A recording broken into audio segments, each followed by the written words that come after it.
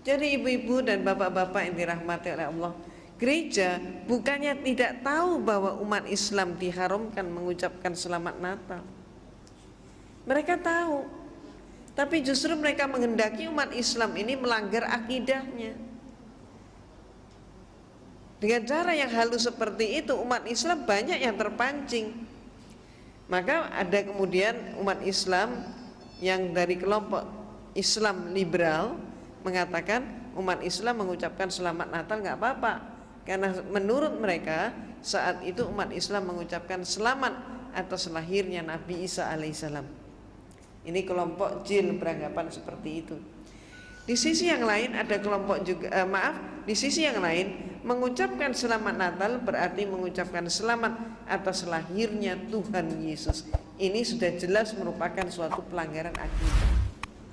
Yang kedua, kalau sampai kemudian dikatakan bahwa tidak mengucapkan selamat atas lahirnya Yesus dengan kapasitas Tuhan, tapi dikatakan mengucapkan selamat atas lahirnya Nabi Isa, inilah merupakan suatu jebakan mereka, di mana gereja pun sekarang ini sudah mulai menggunakan istilah-istilah bukan lagi Natal, tapi dengan istilah Maulid Nabi Isa alaihissalam. Ini jebakan mereka.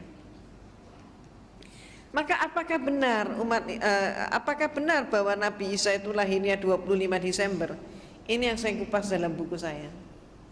Kita umat Islam mengetahui bahwa Rasulullah SAW lahirnya persis 12 Rabiul Awal. Maka kalau dikatakan 25 Desember kelahirannya Nabi Isa, apa betul seperti itu? Tahun kemarin di televisi kita, di salah satu stasiun televisi, sudah ada pendeta yang menerima pertanyaan, karena saat itu dialog interaktif, menerima pertanyaan, apa benar Yesus dilahirkan 25 Desember? Ternyata pendeta yang satu itu menjawab tidak.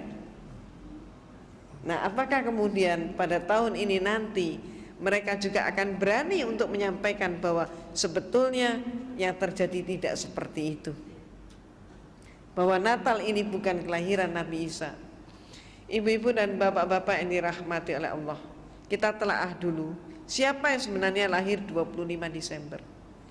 Menurut buku yang saya tulis ini, jelas-jelas sekali dipaparkan bahwa yang diperingati tanggal 25 Desember itu adalah kelahirannya Dewa Matahari. Nah, mengapa Dewa Matahari kemudian dipakai sebagai peringatannya kelahirannya Nabi Isa yang oleh mereka disebut Yesus? Peristiwanya ketika rakyat Romawi masih beragama politisme paganisme. Hal ini berlangsung sampai abad keempat, di mana suatu bukti sejarah Kaisar Konstantin yang memimpin konsili Nizea yang diadakan di kota Nizea, maka disebut konsili Nizea. Konsili adalah konferensi atau bahasa lain muktamar. Ini bahasa Latin Romawi. Konsili Nizea yang diadakan pada tahun 325 Masehi melantik Yesus menjadi Tuhan. Jadi Konstantin melantik Yesus menjadi Tuhan, yang saat itu sebelumnya Yesus tidak pernah dinyatakan sebagai Tuhan. Dan sampai hari ini pun kalau ibu dan bapak mencermati seluruh Bible, tidak ada satu kalimat pun yang menyatakan Yesus sebagai Tuhan. Dia tidak pernah menyatakan sembahlah aku Tuhanmu. Hal itu tidak pernah terjadi.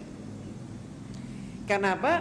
Karena fakta memang mengungkap, sejarah mengungkap Yesus dipertuhankan untuk pertama kalinya tahun 325 Masehi, dan yang melantik adalah Kaisar Konstantin. Nah, Kaisar Konstantin melantik Yesus menjadi Tuhan, memimpin konsili. Saat itu agamanya Konstantin belum Katolik. Jadi saat itu gereja masih ada satu saja, yaitu gereja Katolik. Belum pecah. Nanti pada abad pertengahan baru pecah, Katolik pecah menjadi Katolik dan Protestan. Jadi saat itu gereja yang ada hanya Katolik. Konstantin belum Katolik, dia masih politisme paganisme. Ketika terjadi kemelut pada Imperium Romawi, di mana Imperium Romawi hampir mengalami kepunahan, maka mereka pun mencari penyebabnya, para pembesar mencari penyebabnya. Apa penyebabnya? Maka saat itu kekaisaran menengarai penyebabnya adalah berbagai macam sembahan-sembahan yang mereka punyai tidak mampu mempersatukan bangsa Romawi. Jadi artinya agama mereka yang ada dianggap tidak kondusif. Maka kemudian Kaisar Romawi menerima masukan, karena dia pun sendiri telah melantik Yesus sebagai Tuhan. Dia menganggap keterangan-keterangan dari Paulus dan anak buah Paulus mengatakan ini ada sebuah agama yang mampu mempersatukan rakyat. Maka kemudian dari situlah Konstantin tertarik dengan Katolik untuk menyederhanakan Tuhan-Tuhan mereka yang berpuluh-puluh itu tadi. Termasuk misalnya yang Bapak Ibu kenal dan yang tidak asing dalam kehidupan orang-orang Romawi maupun di dalam pergaulan sehari-hari, kita kenal nama adalah Dewa Zeus yang dianggap sebagai dewa bapak.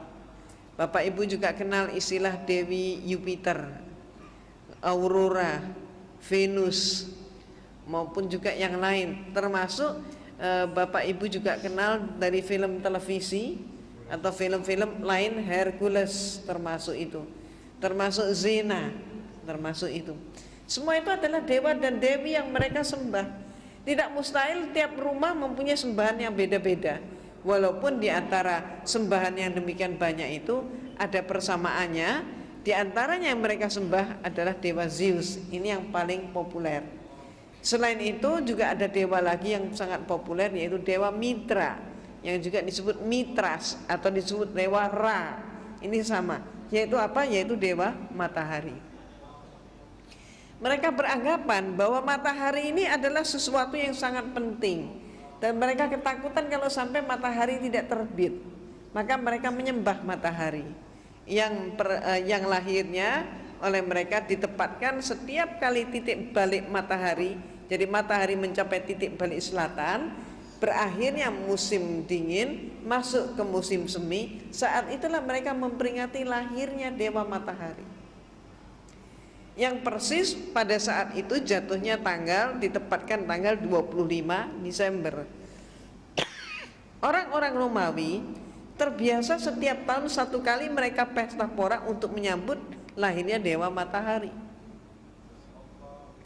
Jadi kalau orang-orang di Cina, penanggalan Cina, tiap tahun baru itu ditempatkan dengan jatuhnya musim semi, mereka menari dan sebagainya.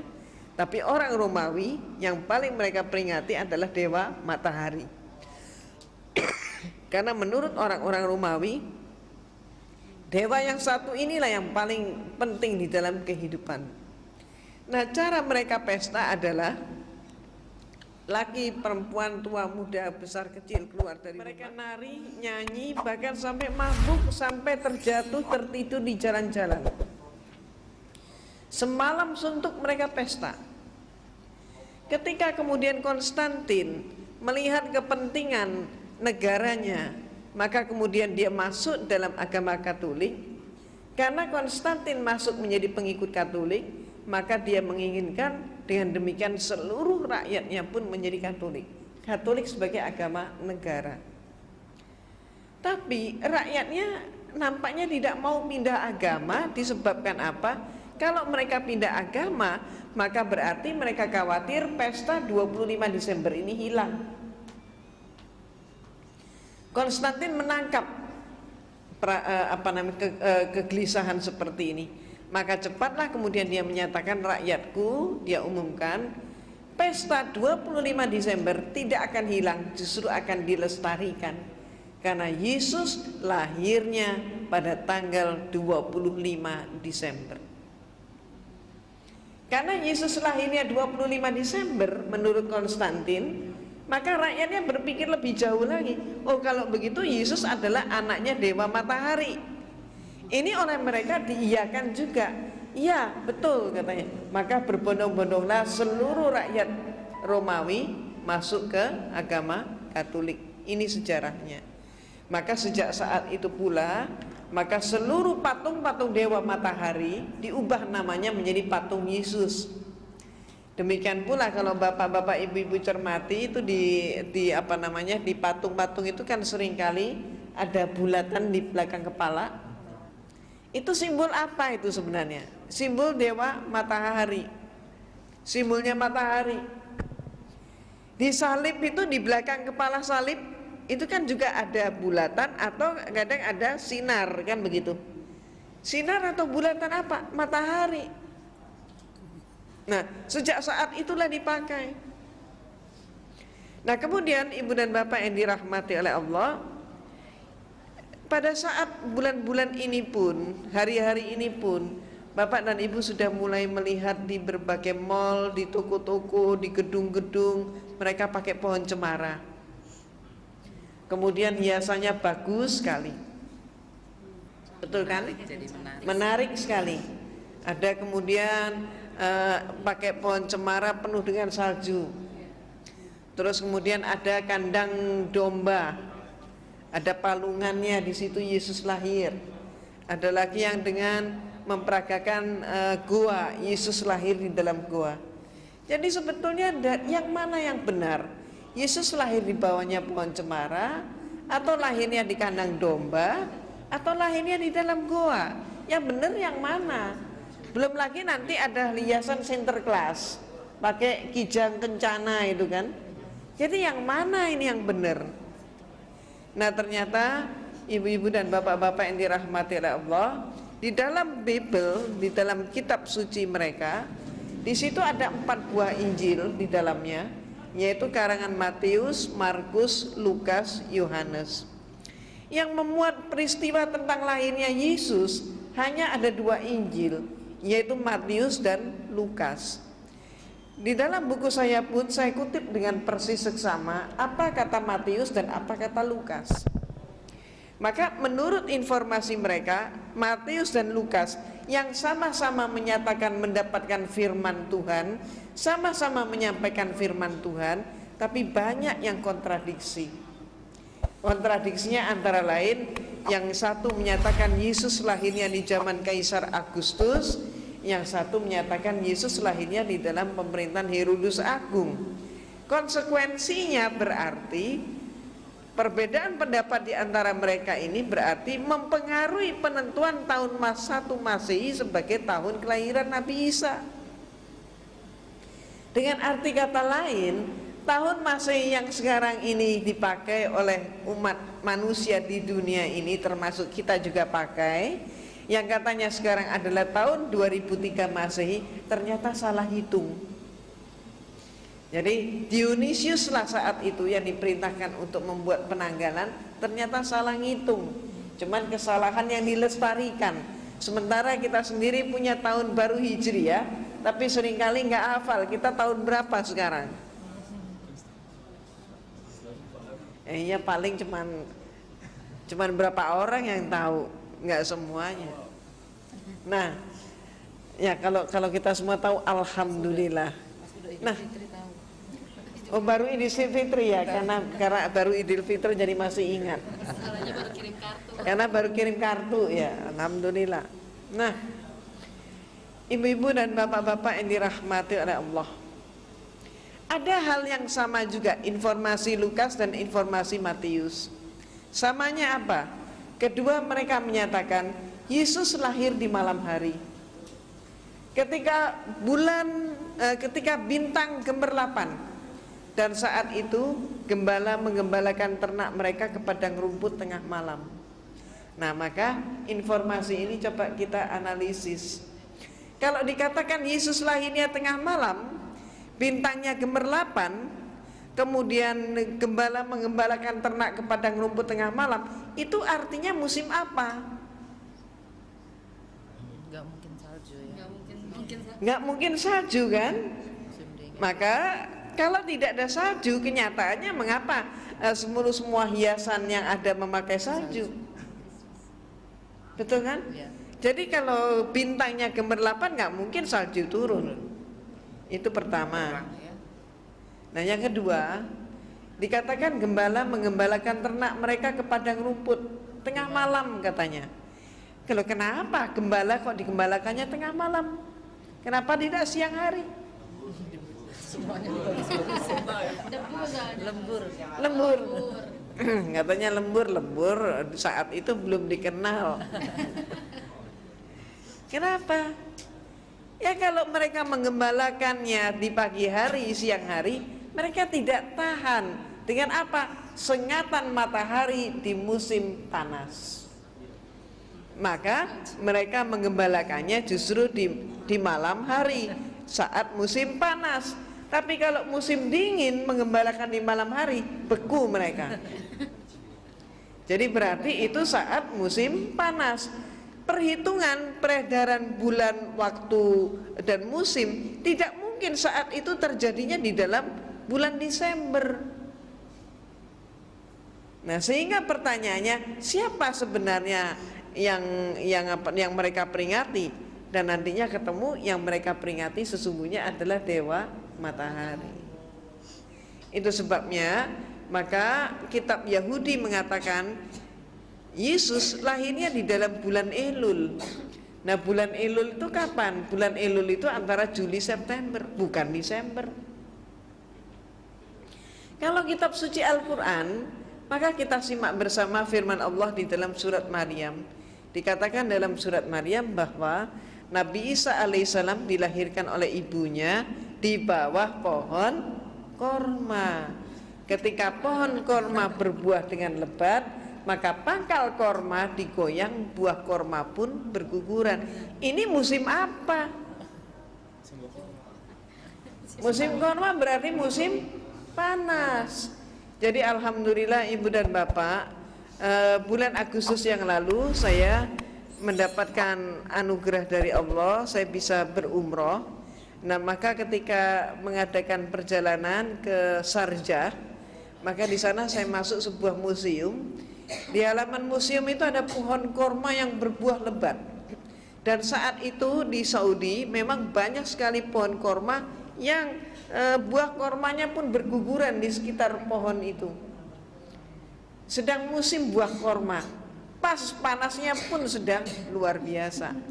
Pas panas-panasnya, antara saya di sana saat itu antara 40-50 derajat. Panas sekali.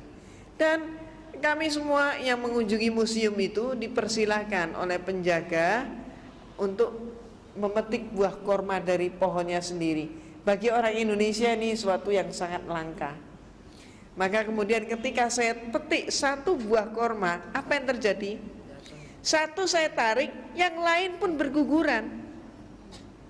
Nah, inilah saya sangat bersyukur atas karunia Allah termasuk bisa membuktikan ayat itu.